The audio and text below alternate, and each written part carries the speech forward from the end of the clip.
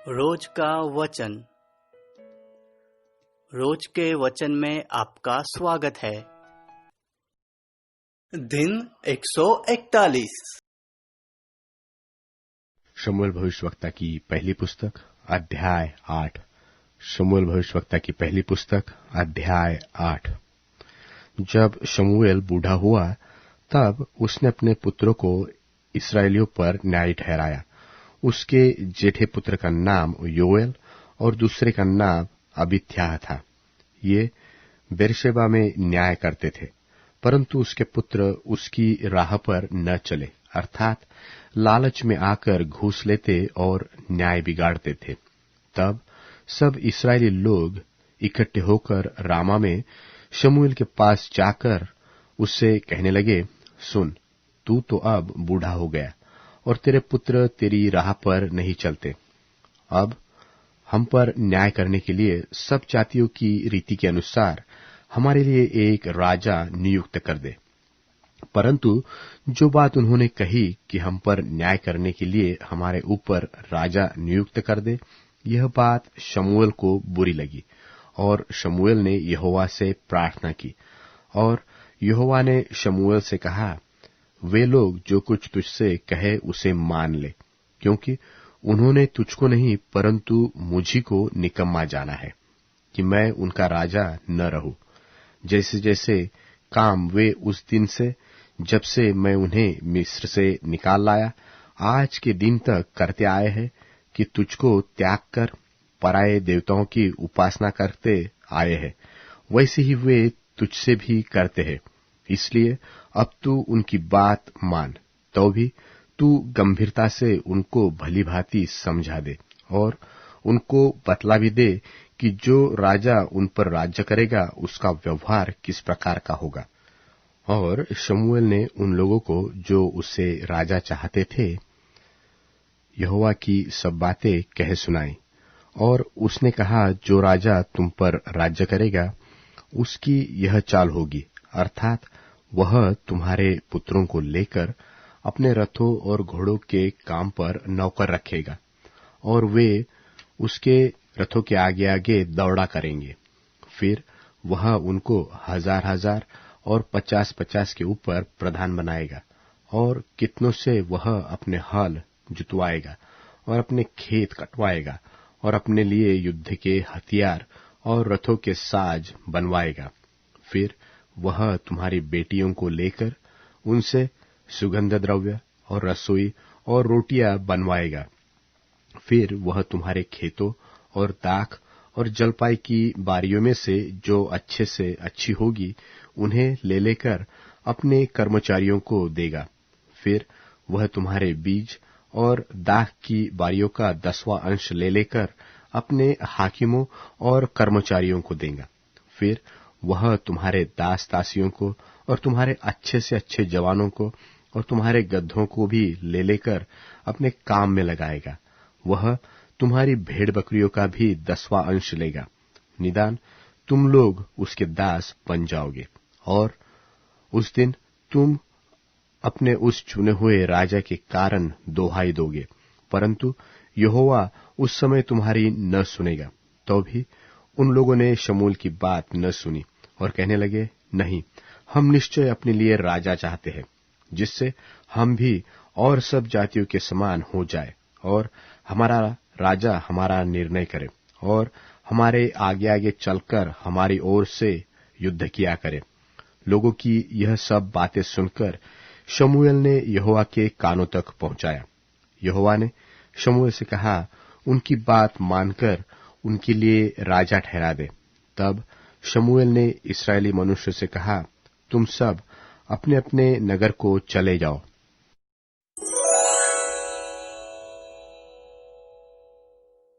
शमूएल भविष्यवक्ता की पहली पुस्तक अध्याय 9।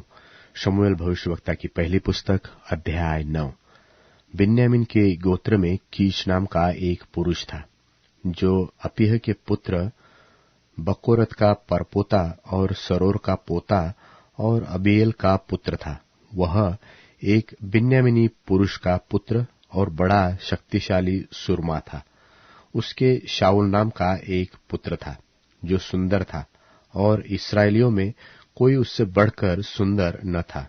वह इतना अधिक लंबा था कि दूसरे लोग उसके कांधे ही तक आते थे। जब शाऊल के पिता कीश की गधिया खो गई, तब कीश ने अपने पुत्र शाऊल से कहा, एक सेवक को अपने साथ ले जा और गधियों को ढूंढ ला।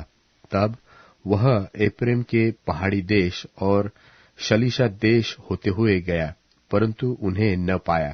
तब वे शालिम नाम देश भी होकर गए और वहां भी न पाया।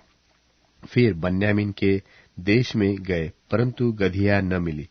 जब वे सूफ नाम देश में आए, तब शाऊल ने अपने साथ के सेवक से कहा, आ, हम लौट चले। ऐसा न हो कि मेरा पिता गधियों की चिंता छोड़कर हमारी चिंता करने लगे। उसने उससे कहा, सुन, इस नगर में परमेश्वर का एक जन है जिसका बड़ा आदर मान होता है, और जो कुछ वह कहता है वह बिना पूरा हुए नहीं रहता। अब हम उधर चले, संभव है वह हमको हमारा मार्ग बताए कि किधर जाए। शाऊल ने अपने सेवक से कहा, सुन, यदि हम उस पुरुष के पास चले तो उसके लिए क्या ले चले?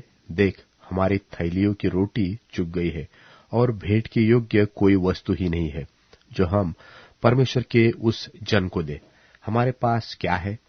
सेवक ने फिर शाऊल से कहा कि मेरे पास तो 1 शेकेल चांदी की चौथाई है, वही मैं परमेश्वर के जन को दूंगा कि वह हमको बताए कि किधर जाए।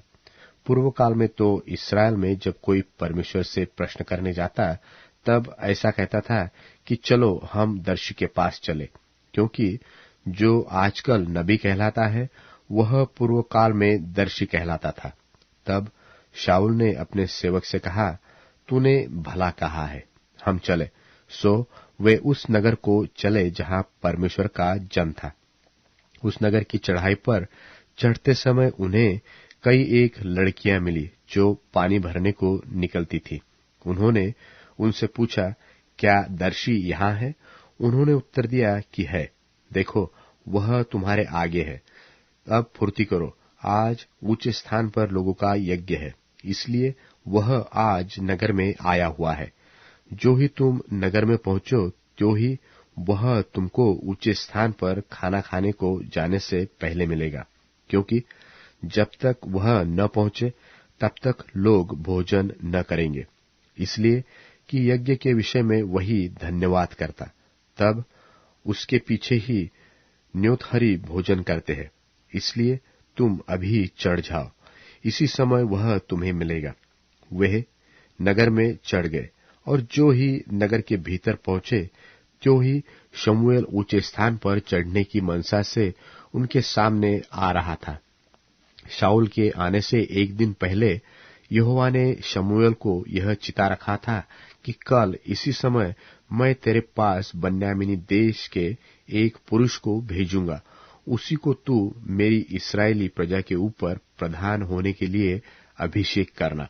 वह मेरी प्रजा को पलिश्तियों के हाथ से छुड़ाएगा, क्योंकि मैंने अपनी प्रजा पर कृपा दृष्टि की है, इसलिए कि उनकी चिल्लाहट मेरे पास पहुंची है।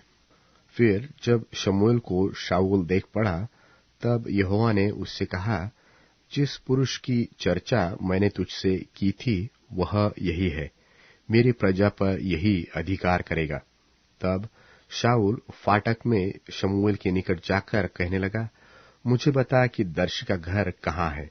उसने कहा, दर्शी तो मैं हूं, मेरे आगे आगे ऊंचे स्थान पर चढ़ जा, क्योंकि आज के दिन तू मेरे साथ भोजन खाओगे, और बिहान को जो कुछ तेरे मन में हो सब कुछ मैं तुझे बताकर विदा करूंगा।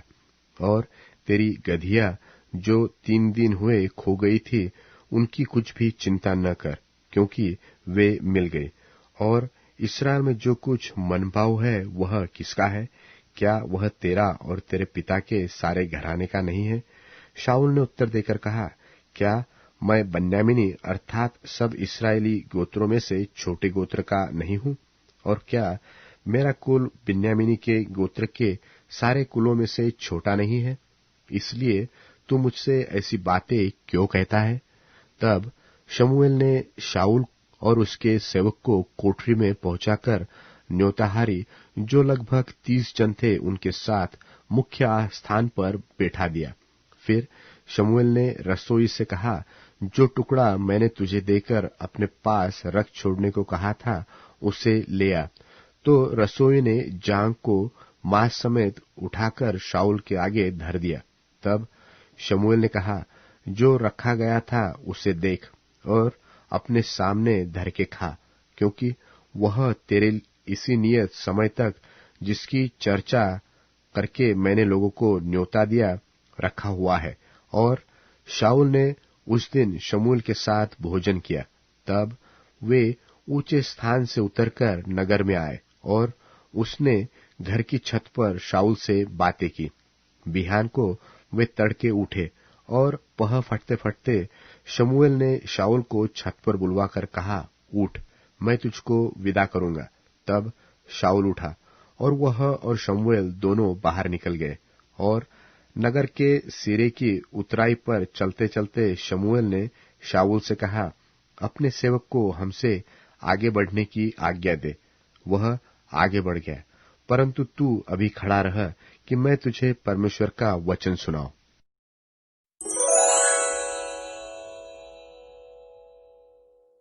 शमूएल भविष्यवक्ता की पहली पुस्तक अध्याय 10। शमूएल भविष्यवक्ता की पहली पुस्तक अध्याय 10। तब शमूएल ने एक कुप्पी तेल लेकर उसके सिर पर उंडेला और उसे चूमकर कहा, क्या इसका कारण यह नहीं कि यहोवा ने अपने निज भाग के ऊपर प्रधान होने को तेरा अभिषेक किया है? आज जब तू मेरे पास से चला जाएगा, तब राहेल की कब्र के पास जो बिन्यामीन के देश के सिवाने पर सेलसह में है, 2 जन तुझे मिलेंगे और कहेंगे कि जिन गधियों को तू ढूंढने गया था वे मिली है। और सुन, तेरा पिता गधियों की चिंता छोड़कर तुम्हारे कारण कूढ़ता हुआ कहता है कि मैं अपने पुत्र के लिए क्या करूं। फिर वहां से आगे बढ़कर जब तू ताबोर के बांज वृक्ष के पास पहुंचेगा, तब वहां 3 जन परमेश्वर के पास बेतेल को जाते हुए तुझे मिलेंगे, जिनमें से एक तो बकरी के 3 बच्चे और दूसरा 3 रोटी और तीसरा एक कुप्पा दाख मधु लिए होगा। और वे तेरा कुशल पूछेंगे और तुझे 2 रोटी देंगे और तू उन्हें उनके हाथ से ले लेना। तब तू परमेश्वर के पहाड़ पर पहुंचेगा जहां पलिश्तियों की चौकी है। और जब तू वहां नगर में प्रवेश करे, तब नबियों का एक दल ऊंचे स्थान से उतरता हुआ तुझे मिलेगा और उनके आगे सितार, डफ, बांसुली और वीणा होंगे और वे नबूवत करते होंगे। तब यहोवा का आत्मा तुझ पर बल से उतरेगा और तू उनके साथ होकर नबूवत करने लगेगा और तू परिवर्तित होकर और ही मनुष्य हो जाएगा। और जब ये चिन्ह तुझे देख पड़ेंगे, तब जो काम करने का अवसर तुझे मिले उसमें लग जाना, क्योंकि परमेश्वर तेरे संग रहेगा। और तू मुझसे पहले गिलगाल को जाना और मैं होमबलि और मेलबलि चढ़ाने के लिए तेरे पास आऊंगा। तू 7 दिन तक मेरी बाट जोहते रहना। तब मैं तेरे पास पहुंचकर तुझे बताऊंगा कि तुझको क्या क्या कर।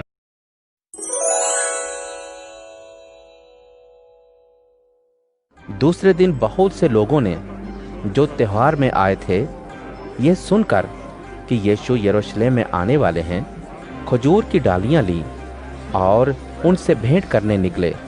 वे पुकारने लगे, होसन्ना, धन्य इस्राएल के राजा जो प्रभु के नाम से आते हैं। यीशु को एक गधे का बच्चा मिला और वह उस पर बैठ गए, जैसा लिखा है, सियोन की बेटी, मत डरो, देखो तुम्हारे राजा गधे के बच्चे पर बैठकर चले आते हैं। उनके शिष्य ये बातें पहले ना समझते थे, परंतु जब यीशु की महिमा प्रकट हुई तो उनको याद आया कि ये बातें उनके बारे में लिखी हुई थीं और लोगों ने उनसे इस तरह का बर्ताव किया था। तब भीड़ में से लोगों ने जो उस समय यीशु के साथ थे, यह गवाही दी कि उन्होंने लाजर को कब्र में से बुलाकर मरे हुए में से जिलाया था। इस कारण लोग उनसे भेंट करने को आए थे, क्योंकि उन्होंने सुना था कि यीशु ने यह आश्चर्य कर्म दिखाया है। तब फरीसियों ने आपस में कहा, सोचो तो सही कि तुम कुछ भी नहीं कर पा रहे हो। देखो, संसार यीशु को मानने लगा है। जो लोग उस पर्व में भजन करने आए थे, उनमें से कई यूनानी थे। उन्होंने गलील के बैतसैदा के रहने वाले फिलिप्पुस के पास आकर उससे विनती की, श्रीमान, हम यीशु से मुलाकात करना चाहते हैं। फिलिप्पुस ने आकर अंद्रियास को बताया। तब अंद्रियास और फिलिप्पुस ने यीशु को। तब यीशु ने उन लोगों से कहा, वो समय आ गया है कि मनुष्य के पुत्र की महिमा हो। मैं तुमसे सच सच कहता हूं कि जब तक गेहूं का दाना मिट्टी में पड़कर मर नहीं जाता, तब तक वो अकेला रहता है। जब मर जाता है तो बहुत फल लाता है। जो अपने जीवन को प्रिय जानता है, वो उसे खो देता है। जो इस जगत में अपने जीवन को अप्रिय जानता है, वो अनंत जीवन के लिए उसकी रक्षा करेगा।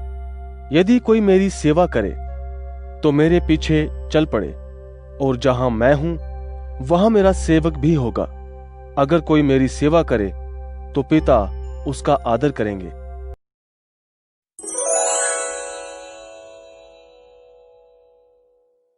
अध्याय 65। परमेश्वर की उदारता के लिए स्तुति।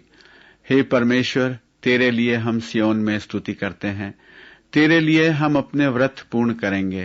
हे प्रार्थना सुनने वाले, तेरे ही पास समस्त प्राणी आएंगे। अधर्म के कार्य हम पर प्रबल हो गए हैं, पर तू ही हमारे अपराधों को क्षमा करता है। धन्य है वह जिसको तू चुनता और अपने समीप आने देता है, कि वह तेरे भवन के आंगनों में निवास करे। हम तेरे गृह, तेरे पवित्र भवन के उत्तम भोजन से तृप्त होंगे। हे हमारे उद्धारक परमेश्वर, तू हमें भयप्रद कार्यों के द्वारा उत्तर देता है। तू हमें विजय प्रदान करता है। तू ही जगत के समस्त सीमांतों और दूर सागरों के निवासियों की आशा है। तूने अपने बाहुबल से पर्वतों को स्थित किया है। तू पराक्रम से विभूषित है। तू सागरों के कोलाहल को, उनकी लहरों की गर्जना को, जातियों के उपद्रव को शांत करता है। इसलिए जगत सीमांतों के निवासी भी तेरे चिन्हों से भयभीत हो गए। तू उदयाचल और अस्ताचल के देशों से जय जयकार कराता है। तू भूमि की सुधि लेकर उसको सींचता है। तू उसे बहुत उपजाऊ बनाता है। तेरी नहर जल से भरी है। तू मनुष्यों के लिए अनाज तैयार करता है, क्योंकि इसी के लिए तूने उसे तैयार किया है। तू उसकी नालियों को जल से परिपूर्ण रखता है। उसकी कूटक को समतल करता है। उसे बौछारों से नरम बनाता है और उसके अंकुरों को बढ़ाता है। तू अपने मंगलमय वर्ष को मुकुट पहनाता है। तेरे रथ मार्गों के किनारे खेत लहलहाते हैं। निर्जन प्रदेश में हरियाली फूटती है। पहाड़ियां हर्ष से विभूषित हैं। चराइयां भेड़ बकरियों से मानो सजी हुई हैं। घाटियां अनाज से आच्छादित हैं। वे मिलकर जय जयकार करती और गाती हैं।